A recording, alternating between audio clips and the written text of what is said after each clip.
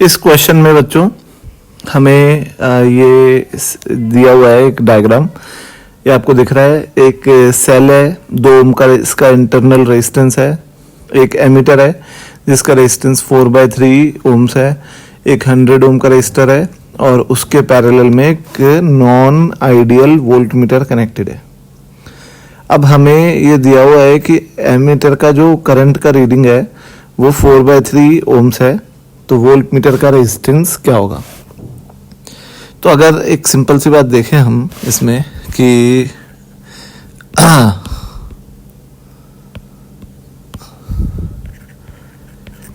अगर इस सर्किट का इक्विवेलेंट रेजिस्टेंस कैलकुलेट करूं मैं, तो let resistance of voltmeter be V, मान लो वोल्टमीटर का रेजिस्टेंस आर वी मान लो या आर मान लो, ठीक है। तो आप ये बताओ कि इक्विवेलेंट रेजिस्टेंस जो होगा वो 100 और आर पैरेलल में है, तो ये 100R upon 100 plus R plus 4/3 plus 2, ठीक है, ये आएगा इक्विवेलेंट रेजिस्टेंस। और जो करंट होगा V/R इक्विवेलेंट। तो जो V है वो 1.4 है और जो R इक्विवेलेंट है उसको अपन, ये जो आ रहा है 100R/100 plus R plus 4/3 plus 2, ठीक है। इसको हमने इस तरीके से लिख दिया। अब यहाँ पे करंट जो हमें दिया हुआ है I, इसकी वैल्यू दी हुई है 4/3, इनफैक्ट करंट की वैल्यू दी हुई है 0.002 एम्पेयर, 0.02 एम्पेयर। तो यहाँ से आप जब R की वैल्यू निकालोगे I को पुट करके, तो ये आपकी 200 ओम्स आएगी, ठीक है। Resistance of voltmeter will be 200 ohms. अब बेटा जीरो एरर की बात करते हैं, है ना, वोल्टमीटर में।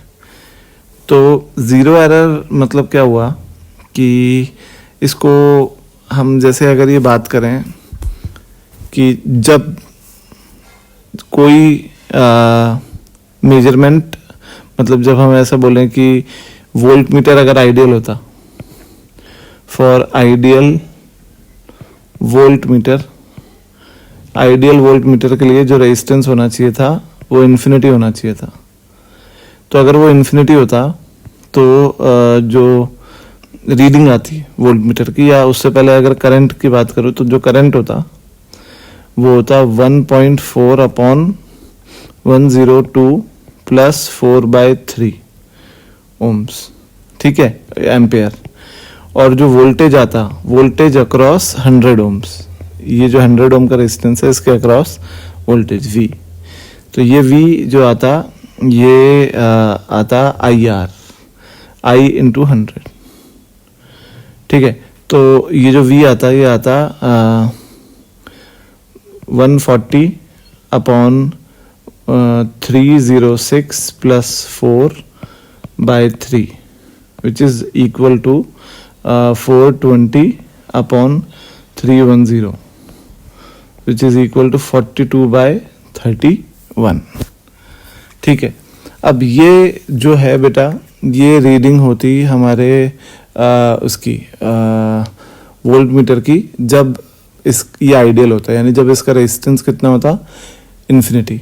तो अगर हम एरर की बात करें तो जो एरर होता है वो होता है कि जब ये आइडियल होता तब ये रीडिंग कितनी होनी चाहिए थी, और जब ये नॉन आइडियल है अभी तब ये रीडिंग कितनी है। तो ये जो वैल्यू है ये ऑलमोस्ट 1.35 के आसपास आएगी। और अगर एरर की बात करूं तो एरर होगा कि आइडियल मेजरमेंट क्या होना चाहिए था 1.35, या हम अगर इसको इस तरीके से देखें कि 1.35 माइनस, और जो अभी मेजरमेंट आ रहा है वो आ रहा है 1.1, तो this is equal to 0.25 volts. ठीक है, ये आ रहा है आपका इसका एरर। ठीक है बच्चों, तो अब आते हैं अगले क्वेश्चन पे। इस क्वेश्चन में बच्चों हमें दिया हुआ है कि जो एमीटर से करंट पास हो रहा है वो 1 एम्पेयर है, और अगर हम ये 4 ओम को रिप्लेस कर दें 2 ओम से तो एमीटर का करंट कितना होगा। तो पहले देखते हैं कि एमीटर का करंट होना कितना चाहिए। ठीक है, तो लेट सपोज कि एमीटर आइडियल है, हम तो यही मानेंगे एमीटर आइडियल है, और आइडियल एमीटर का रेजिस्टेंस 0 होता है। ठीक है ना, तो इक्विवेलेंट रेजिस्टेंस जो होगा वो होगा 4 और 4 2 और 2 4 सीरीज में, और 15 15 15 तीनों पैरेलल में है, तो ये 15/3 हो जाएगा 5। ठीक है, 5 और 4 हो जाएगा 9, तो ये 9 ओम का इक्विवेलेंट रेजिस्टेंस आ रहा है, और जो हमें करंट दिया हुआ है वो 1 एम्पियर दिया हुआ है। तो ऐसा कैसे हो सकता है, क्योंकि जो वोल्टेज है वो 10 वोल्ट है, तो 10/9 इज नॉट इक्वल टू 1। तो ये कैसे हो रहा है, तो ये ऐसा हो रहा है बेटा कि हमने जो माना है अजम्पशन कि एमीटर जो है आइडियल है, वो ऐसा नहीं है। Ammeter is not ideal. तो अगर एमीटर आइडियल नहीं है तो उसका कुछ रेजिस्टेंस है, तो एमीटर का रेजिस्टेंस मान लो RA, तो RA + 9 इज इक्वल टू जो रेजिस्टेंस इक्विवेलेंट होना चाहिए V/I, V is 10, I is 1। तो जो RA की वैल्यू आ गई वो आ गई आपकी 1 ओम, यानी एमीटर का रेजिस्टेंस है 1 ओम। क्लियर है। तो अब जब न्यू इक्विवेलेंट रेजिस्टेंस निकालूंगा including the resistance of ammeter, और वो भी तब जब दोनों 4 ओम का रेजिस्टेंस हमने 2 ओम से रिप्लेस कर दिए, तो 2 और 2 पैरेलल में 1 हो जाएगा, 1 और 2 सीरीज में 3 हो जाएगा, और 3 और 5 8 हो जाएगा। तो ये 8 ओम हो गया, और जो है 8 + 1 ओम उसका भी होगा एमीटर का, तो 1, 8 + 1 इज 9। तो जो हमारा करंट आएगा वो आएगा V/R इक्विवेलेंट। V है 10 और R इक्विवेलेंट है 9। ठीक है, तो आंसर आएगा बेटा 10/9 एम्पेयर। ठीक है, तो फर्स्ट आ गया आंसर इसका। ठीक है, अब आते हैं नेक्स्ट क्वेश्चन पे। इस क्वेश्चन में बच्चों हमें एक एमीटर दिया हुआ है ये, और ये इसका जो इंटरनली अंदर जो लगा हुआ है वो एक तो 480 ओम्स लगा हुआ है एमीटर के अंदर, और उसके पैरेलल में एक 20 ओम्स लगा हुआ है। तो अगर आप एमीटर का रेजिस्टेंस निकालोगे तो आएगा 480 × 20/500, जो कि आ जाएगा ऑलमोस्ट आपका 96/5 ओम्स। ठीक है, 96/5। अब जो इक्विवेलेंट रेजिस्टेंस आएगा टोटल वो आएगा 96/5 + 10, तो ये आ जाएगा 146/5। तो जो करंट आएगा वो आएगा V/R इक्विवेलेंट, तो ये आ जाएगा 100/146, तो ये आएगा आपका 50/73। ठीक है बच्चों, तो यही आपके एमीटर की रीडिंग होगी। बड़ा सिंपल सा क्वेश्चन था। अब आते हैं नेक्स्ट क्वेश्चन पे। इस क्वेश्चन में बच्चों हमें ये दिया हुआ है कि एक गैल्वेनोमीटर है और उसके साथ एक अननोन रेजिस्टेंस है, और वो सीरीज में लगा हुआ है 2 बैटरी के साथ। ठीक है, तो जब ये दोनों बैटरी हमने सीरीज में लगाई हैं, तो in first case in series combination में हमें जो बैटरी लगाई है हमने, तब हमें जो गैल्वेनोमीटर की रीडिंग आ रही है करंट की वो दी हुई है 1 एम्पेयर। अब यहाँ पे जो इक्विवेलेंट ईएमएफ आएगा वो 1.5 × 2 आएगा, तो 3 वोल्ट आएगा। ठीक है, और जो सेल का इंटरनल रेजिस्टेंस है वो पूछा है हमसे, तो जो सेल के इंटरनल रेजिस्टेंस का इक्विवेलेंट आएगा वो 2R आएगा, और टोटल इक्विवेलेंट रेजिस्टेंस आएगा 2R प्लस जो रेजिस्टेंस है अपना अननोन वो R। ठीक है, अब बेटा यहाँ पर एक दिमाग में आपके बात ये आएगी कि क्या गैल्वेनोमीटर का कोई रेजिस्टेंस नहीं है। तो बेटा यहाँ दिया तो नहीं है उसके बारे में, पर लॉजिकली ये सोचना पड़ेगा हमें कि यहाँ हमारे को दो केसेस दिए हुए हैं कि एक बार सेल्स को सीरीज में लगाया है, एक बार पैरेलल में लगाया है। तो हम जब इसको कैलकुलेशन को करेंगे तो हमारे पास दो इक्वेशन बनने वाली है। तो यहाँ पे ऑलरेडी हमारे पास दो वेरिएबल है, R और कैपिटल R। तो हम ऐसा कैसे कर सकते हैं कि हम जो है तीसरा वेरिएबल भी ले आए, तो वो सॉल्व ही नहीं होगा। तो इट मीन्स कि we have to assume the galvanometer to be ideal. ठीक है, तो ये R इक्विवेलेंट हमने निकाल लिया 2R प्लस R। जो EMF आएगा वो 3 है, तो जो फर्स्ट केस में करंट है I वो 1 एम्पेयर है। 1 will be equal to EMF है 3 अपॉन जो इक्विवेलेंट रेजिस्टेंस है वो 2R प्लस R है। तो इक्वेशन बन गई 2R plus R is equal to 3। ठीक है, फर्स्ट इक्वेशन। सेकंड इक्वेशन जब बनेगी जब सेल पैरेलल में होंगे, तो जब सेल पैरेलल में है in case two when cells are in parallel, जब सेल्स पैरेलल में है तो जो इक्विवेलेंट EMF है वो होगा 3/2 वोल्ट्स। ठीक है, इक्विवेलेंट रेजिस्टेंस जो है वो होगा R/2, जो हमने R माना है छोटा r, और ये तो इंटरनल था, और टोटल इक्विवेलेंट रेजिस्टेंस हो जाएगा R प्लस R/2। तब करंट आ रहा है 0.6 एम्पेयर। तो इक्वेशन बनेगी 0.6 इज इक्वल टू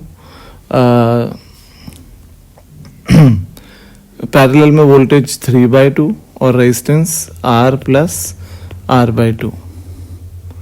ठीक है, तो 0.6 को आप क्या लिख सकते हो? 0.6 को आप लिख सकते हो 3/5। 3/5 is equal to 3/2 R plus R। 3 से 3 गया तो आ गया 2R plus in fact 2R plus R is equal to 5। ठीक है, तो ये दो इक्वेशन बन गई और दो वेरिएबल है। तो पहली इक्वेशन हो गई 2R plus R is equal to 3, और दूसरी इक्वेशन को 2 से मल्टीप्लाई कर रहा हूँ तो 4R plus 2R is equal to 10। ठीक है, ये थर्ड इक्वेशन, ये फोर्थ, और 4 माइनस 3 कर देता हूँ। तो 4 माइनस 3 करूँगा तो कितना आएगा? 3R इज इक्वल टू 7, और R आ जाएगा 7/3, और जो स्मॉल r है वो आ जाएगा 3 माइनस 7/3 अपॉन 2। ठीक है, तो ये आ जाएगा 9/3, इनफैक्ट 1/3 एम्पेयर। तो ये आंसर आपका आ गया C। ठीक है बच्चों, अब आते हैं अगले क्वेश्चन पे। इस क्वेश्चन में बच्चों हमें दिया हुआ है कि एक रेजिस्टेंस में से हमें करंट पास करा के वोल्टेज को मेजर करना है। अब यहाँ पर एक प्रॉब्लम है कि जो एमीटर है वो तो एक्यूरेट है, पर वोल्ट मीटर का कुछ ज़ीरो एरर है। अब ज़ीरो एरर का मतलब तो आप समझते ही हो कि जब कोई रीडिंग नहीं मेजर कर रहे तब भी वो कुछ रीडिंग दे रहा है। अब जो डिफरेंट कंडीशन दो बार मेजरमेंट लिया करंट का और वोल्टेज का, और ये सेट ऑफ वैल्यूज आई, एक तो ये सेट और ये सेट। अब बेटा सिंपल है कि let the resistance be R. मान लो रेजिस्टेंस आर है, तो जो ट्रू वैल्यू आनी चाहिए वोल्टेज की, या जो हाँ अगर ट्रू वैल्यू बोलूं तो वो आएगा IR, और करंट तो सही मेजरमेंट हो रहा है क्योंकि एमीटर एक्यूरेट है। तो 1.75 इंटू आर, और जो मेजर्ड वैल्यू आएगी, मेजर्ड वैल्यू में 0 एरर भी होगा, तो ये हो जाएगा R इंटू 1.75 प्लस सम 0 एरर E। मान लो E है 0 एरर और ये 14.4 वोल्ट है, ठीक है। और सेकंड केस में जो ट्रू वैल्यू है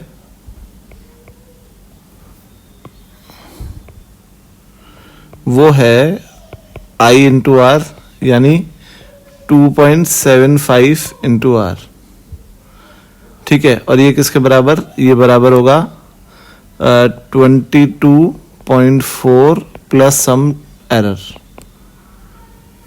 तो बच्चों अगर इसको आप सॉल्व करोगे, ये इनफैक्ट मैंने ये यहाँ पे एरर जोड़ दिया, एरर यहाँ जुड़ेगा प्लस ई, ठीक है। तो इन दोनों को जब सॉल्व करोगे तो जो ई आएगा आपका वो आ जाएगा 0.4 वोल्ट्स। ये हो गया 0 एरर, और हमें 0 एरर इसमें कैलकुलेट करना था, तो आंसर आएगा ए, ठीक है बच्चों। इस क्वेश्चन में बच्चों बड़ा सिंपल सा एक क्वेश्चन है कि एक ये ट्यूब है, इस ट्यूब में सॉल्ट वाटर भरा हुआ है, जिसमें सोडियम प्लस और Cl माइनस आयंस है। अब यहाँ पे जो है हमें वोल्टेज दिया हुआ है और हमें सोडियम आयंस और क्लोराइड आयंस की ड्रिफ्ट वेलोसिटीज दी हुई हैं, ठीक है। तो यहाँ हमें बताना है कि जो एमीमीटर जो होगा, एमीटर, उसकी जो रीडिंग होगी करंट की, वो रीडिंग क्या होगी।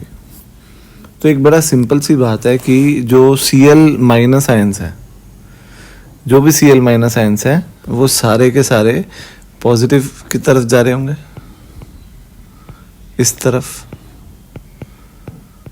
और जो Na प्लस आयंस हैं वो सारे इस तरफ जा रहे होंगे,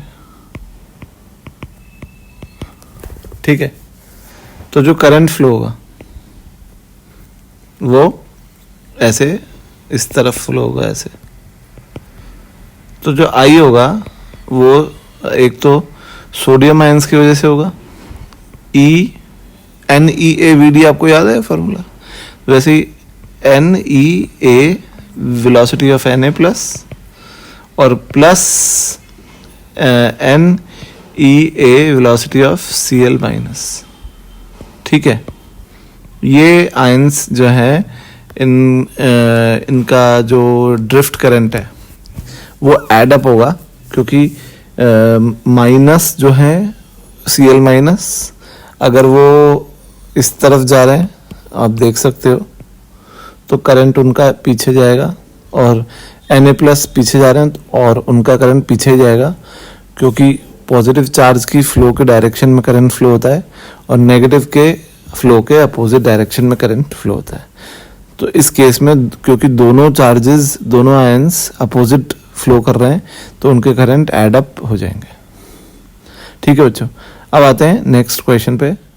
इस क्वेश्चन में बेटा हमें दिया हुआ है कि एक गैल्वेनोमीटर है जिससे इनिशियली I0 करंट जा रहा था, और अगर इस गैल्वेनोमीटर को हमने शंट कर दिया, शंट यानी हमने इसके पैरेलल में एक रेजिस्टेंस लगा दिया 4 ohms, तो जो डिफ्लेक्शन है गैल्वेनोमीटर का वो 1/5 रह गया।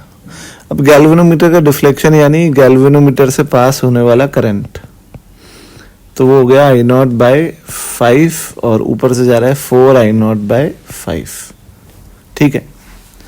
इस हिसाब से अगर आप देखोगे कि गैल्वेनोमीटर से कम करंट जा रहा है 1/4 और 4 एम्पियर 4 ओम से ज़्यादा जा रहा है, तो गैल्वेनोमीटर का जो रेजिस्टेंस होगा G, वो जो है वो 4 टाइम्स हो जाएगा ना ऊपर वाले रेजिस्टेंस के। और इस बात को आप ऐसे भी समझ सकते हो कि वोल्टेज इक्वल कर दो, 4I0/5 into 4 is equal to I0/5 into G।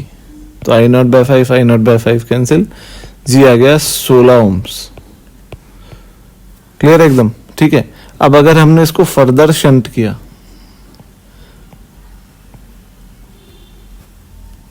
4 ओम और 2 ओम, ठीक है। 2 ओम से और फर्दर शंट किया तो नया डिफ्लेक्शन निकालना है। तो बेटा सिंपल है ये कि यहाँ पे हमें ये बताओ कि ये दोनों का इक्विवेलेंट क्या होगा। 4 और 2 का जो इक्विवेलेंट रेजिस्टेंस आएगा वो आएगा 4/3, है ना। 4 × 2 / 4 + 2 यानी 8/6, 4/3। और गैल्वेनोमीटर जो है उसका हमको पता ही है 16 ओम, ठीक है। और टोटल करंट जो आ रहा है आई, वो I0 तो आ ही रहा है। तो हमको करंट डिवाइडर रूल पता है, या R1 मान लो या R2 मान लो। तो करंट डिवाइडर रूल बोलता है कि पहले रेजिस्टेंस का रेशियो निकालो। तो रेशियो आएगा 4/3/16, तो आ जाएगा 1:12। ऐड कर दो रेशियो को, है ना। तो वो आएगा एडिंग रेशियो, वो आएगा 13। तो 1 पार्ट जो हो गया करंट का वो हो गया I0/13। और क्योंकि गैल्वेनोमीटर जो है उसका रेशियो में 12 पार्ट्स हैं और ऊपर वाले रेजिस्टेंस का 1 पार्ट है, रेशियो ये है। तो जो गैल्वेनोमीटर से करंट जाएगा वो ऊपर वाले रेजिस्टेंस का रेशियो में जो पार्ट है उसके प्रोपोर्शनल होगा। तो उसका 1 पार्ट है रेशियो में, तो IG जो हो जाएगा अब डिफ्लेक्शन हो जाएगा I0/13। तो आंसर आएगा A। समझे बच्चों? तो इसको आप अगर आपको एक बार में समझ ना आया हो तो इसको आप रिवाइंड करके देख सकते हो। अब बताऊं अगले क्वेश्चन पे। इस क्वेश्चन में बच्चों हमें दिया हुआ है कि ये जो मीटर है ये नॉन आइडियल है ना। और मान लो ये जो एमीटर है इससे जो इसकी जो रीडिंग है वो 4 एम्पेयर है। तो यहाँ से 4 एम्पेयर करंट जा रहा है। तो मान लो यहाँ से गया I और यहाँ से गया 4 - I, ठीक है। तो जो वोल्टेज बनेगा V रेजिस्टेंस पे वो बनेगा I × R, और ये 20 एम्पेयर दिया हुआ है, 20 वोल्ट दिया हुआ है। तो R जो हो गया वो हो गया 20/I। इफ I = 4 एम्पेयर तो R हो जाएगा 5 ओम। बट असली में हमें पता है कि I is less than 4, I 4 से कम है, डिस्ट्रीब्यूट होगा ना करंट। तो जो R है वो बड़ा होगा 5 ओम से। तो जो आंसर आएगा वो आएगा C। इजी था। अब आते हैं अगले क्वेश्चन पे। इस क्वेश्चन में बच्चों हमें दिया हुआ है कि जब सिर्फ S1 स्विच को क्लोज करेंगे तो वोल्ट मीटर की रीडिंग V1 है, जब सिर्फ S2 को क्लोज करेंगे तो V2 है, और जब S1 S2 को दोनों को क्लोज करेंगे तब V3 है। तो मैं एक डायग्राम बनाता हूँ कि when only S1 is closed, जब सिर्फ S1 क्लोज हुआ है तो डायग्राम ये बनेगा।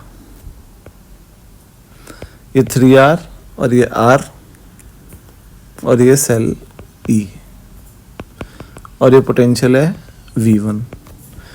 When only S2 is closed, जब सिर्फ S2 क्लोज किया तो ये R और ये 6R और नीचे आ गया E और ये वोल्टेज आ गया V2। और जब दोनों को क्लोज किया है when both S1 and S2 are closed, जब दोनों को क्लोज किया है तो ये दोनों पैरेलल में हो जाएंगे और 6 और 3 का पैरेलल इक्विवेलेंट होगा 2R। तो जो आप इस पे वोल्टेज है वो V3। तो ऑब्वियसली आपको पता है कि वोल्टेज जो है सीरीज कनेक्शन में वो उस रेजिस्टेंस के प्रोपोर्शनल ही होता है जिसका वो वोल्टेज है। यानी V1 will be proportional to 3R, V2 will be proportional to 6R और V3 will be proportional to 2R। तो ऑब्वियसली जो आंसर होगा वो होगा कि V2 सबसे बड़ा होगा, फिर V1 होगा और फिर V3 होगा। तो आंसर होगा B। ठीक है बच्चों, अब आते हैं अगले क्वेश्चन पे। ये बड़ा इजी एक क्वेश्चन है बच्चों। इसमें हमें दिया हुआ है कि A1 A2 A3 तीनों एमीटर जो है वो आइडियल है और इसका मतलब इनका रेजिस्टेंस 0 है, और A2 जो एमीटर है उसकी रीडिंग आपको निकालनी है पहले सवाल में, उसके बाद A1 की निकालनी है, और A3 की आपको दी हुई है। A3 की है 0.75 एम्पेयर। तो आप सबसे पहले क्या जानते हो कि ये वोल्टेज और ये वोल्टेज इक्वल होगा। मान लो कि ऊपर से जा रहा है I, तो I इंटू 15 जो होगा, या नीचे लिख देता हूँ, वो V बराबर होगा I इंटू 15। ठीक है, और इधर होगा 0.75 यानी 3/4 इंटू 60, ये भी तो V ही है, तो ये हो गया आपका 15 और I आ गया आपका 3 एम्पेयर। तो ऊपर से जा रहा है 3 एम्पेयर, तो B हो गया, और टोटल जो जा रहा होगा वो जा रहा होगा 3 प्लस 0.75, 3.75, तो इसका हो गया C। तो ये तो इजी क्वेश्चन था। अब आता हूँ नेक्स्ट क्वेश्चन पे। इस क्वेश्चन में बच्चों हमें ये एक रियोस्टेट दिया हुआ है, रियोस्टेट यानी वेरिएबल रेजिस्टेंस ये रहा, और हमें एमीटर जो दिया हुआ है वो आइडियल दिया हुआ है, और हमें निकालना है maximum and minimum current through ammeter. अब यहाँ पे बेटा सबसे पहले इक्विवेलेंट रेजिस्टेंस निकालो, और मानो ये पॉइंट है A और ये पॉइंट है B। तो व्हेन जॉकी जो है वो ये होती है, जॉकी ये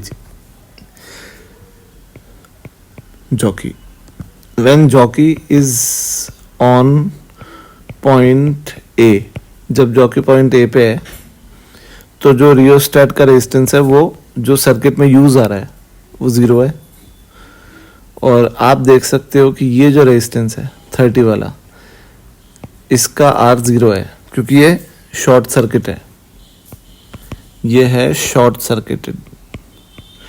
आप इसके दोनों टर्मिनल को देखो, ये और ये आपस में जुड़े हुए हैं, तो ये शॉर्ट सर्किट है, तो इसका कोई रोल नहीं है।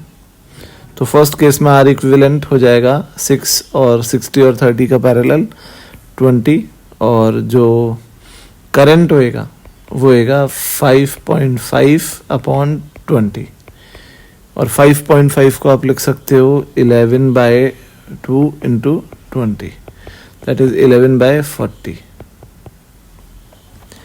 इन सेकेंड केस ये तो आ गया आपका मैक्सिमम करंट। मैक्सिमम क्यों? क्योंकि रेजिस्टेंस मिनिमम है, क्योंकि रियोस्टेट का रेजिस्टेंस 0 है। सेकेंड केस में जब when jockey is at point B, जब वो B पे है, तो जो रियोस्टेट का रेजिस्टेंस है वो पूरा है 30, तो R इक्विवेलेंट जो हो जाएगा वो हो जाएगा 50, जो कि मैक्सिमम है। तो जो मिनिमम करंट होगा वो होगा 11/2 इंटू 50, यानी 11/100। ठीक है, तो जो आपको निकालना है वो आपको निकालना है कि ratio of minimum to maximum, I minimum upon I maximum. तो I minimum upon I maximum आएगा 100 बाय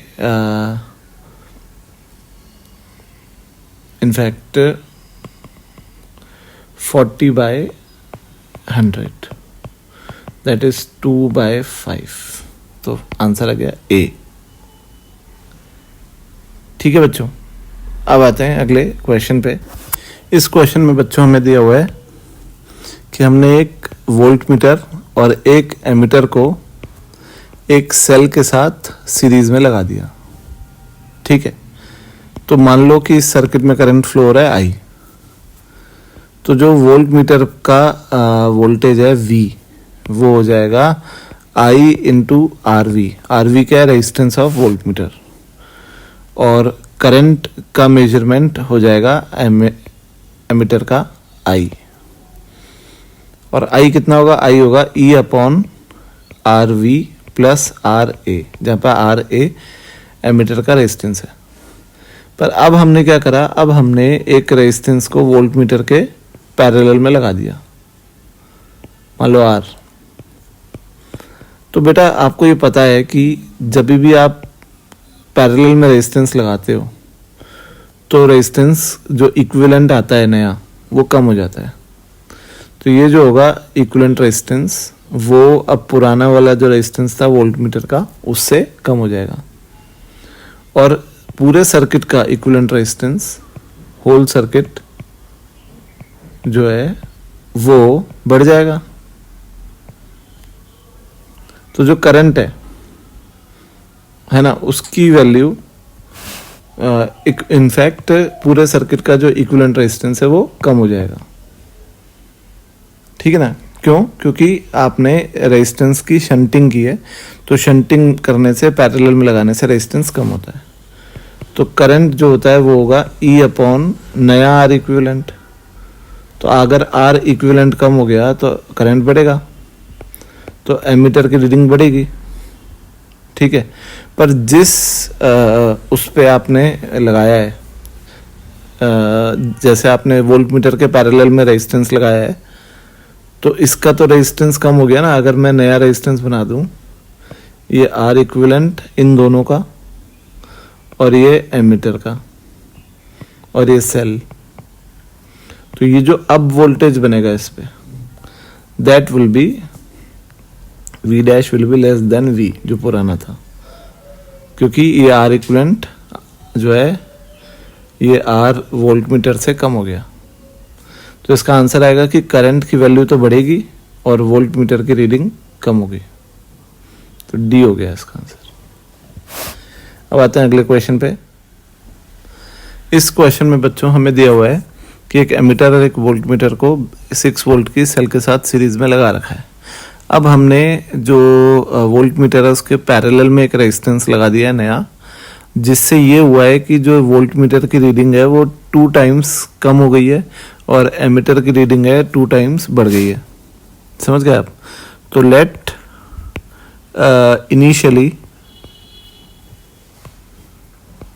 इनिशियली V1 है वोल्टेज ऑफ वोल्टमीटर और V2 है वोल्टेज ऑफ एमीटर। ठीक है, तो V1 प्लस V2 मिला के 6 वोल्ट थे, फर्स्ट इक्वेशन। अब सेकंड टाइम में, सेकंड केस में, when R is connected across volt meter, जब वोल्ट मीटर के अक्रॉस R लगा दिया तो हुआ क्या कि वोल्ट मीटर की रीडिंग 2 टाइम्स बढ़ गई और एमीटर की रीडिंग 2 टाइम्स कम हो गई। 2 टाइम्स वोल्ट मीटर की रीडिंग 2 टाइम्स कम हो गई और एमीटर की रीडिंग 2 टाइम्स बढ़ गई। तो अगर एमीटर की रीडिंग 2 टाइम्स बढ़ गई तो I जो नया होगा करंट, वो ट्वाइस ऑफ पुराना करंट हो जाएगा। वही तो नापता है एमीटर, इसीलिए वोल्टेज अक्रॉस एमीटर नया, न्यू वोल्टेज अक्रॉस एमीटर, वो हो जाएगा ट्वाइस ऑफ ओल्ड वोल्टेज, और new voltage across volt meter जो हो जाएगा उसकी रीडिंग हमें दी हुई है कि 2 टाइम्स कम हो गई, तो वो हो जाएगा new voltage across volt meter, तो वो हो जाएगा V1/2। तो V1/2 plus 2V2 is still 6, अभी भी 6 है। तो V1 plus 4V2 is equal to 12, second equation. तो सेकेंड माइनस फर्स्ट करोगे आप तो 3V2 आएगा, हमने 2 माइनस 1 कर दिया है तो 3V2 आएगा 6 और V2 आ जाएगा 2 वोल्ट्स, यानी एमीटर का नया वोल्टेज आ जाएगा 2 वोल्ट्स और वोल्ट मीटर जो है उसका हमें निकालना है वोल्ट मीटर की reading after the connection of resistance. तो जो वोल्ट मीटर की रीडिंग आएगी V1, वो V1 आप देख सकते हो 4 वोल्ट्स आएगा, पर जो न्यू रीडिंग है V1 डैश वो आएगी V1/2, दैट इज 2 वोल्ट्स। तो आंसर आएगा करेक्ट A। ठीक है बच्चों, अब आते हैं अगले। इस क्वेश्चन में बच्चों हमें दिया हुआ है कि एक गैल्वेनोमीटर है जिसका रेजिस्टेंस आप देख सकते हो R of galvanometer is equal to 100 ohms। ठीक है, उसका जो फुल स्केल डिफ्लेक्शन करंट है वो हमको दिया हुआ है, वो है 100 माइक्रो एम्पेयर्स, यानी IG हमें दिया हुआ है 10⁻⁻⁴। अभी मैंने कैसे लिखा 100 × 10⁻⁻⁶। ठीक है, और एक रेजिस्टेंस है जो 0.1 ओम है, उसको उसके साथ पैरेलल में लगाया है गैल्वेनोमीटर के साथ। तो हमको बताना है कि जो एमीटर बना उसका फुल स्केल डिफ्लेक्शन करंट क्या होगा। तो बेटा आप डायरेक्ट फार्मूला अगर आपको याद हो तो I इज इक्वल टू होता था G + S upon S into IG। ये होता था करंट ऑफ एमीटर। तो I हो गया G, जो गैल्वेनोमीटर का रेजिस्टेंस है वो है 100 प्लस ये जो शंट का रेजिस्टेंस है वो 0.1 अपॉन 0.1 इंटू 10⁻⁻⁴। ठीक है बच्चों, तो I हो जाएगा आपका 100.1 अपॉन इनफैक्ट इंटू 10⁻⁻3। ठीक है, तो इसको आप लिख सकते हो, क्या बोल सकते हो 100.1 मिली एम्पेयर्स यानी D। ठीक है बच्चों, अब आते हैं नेक्स्ट क्वेश्चन पे।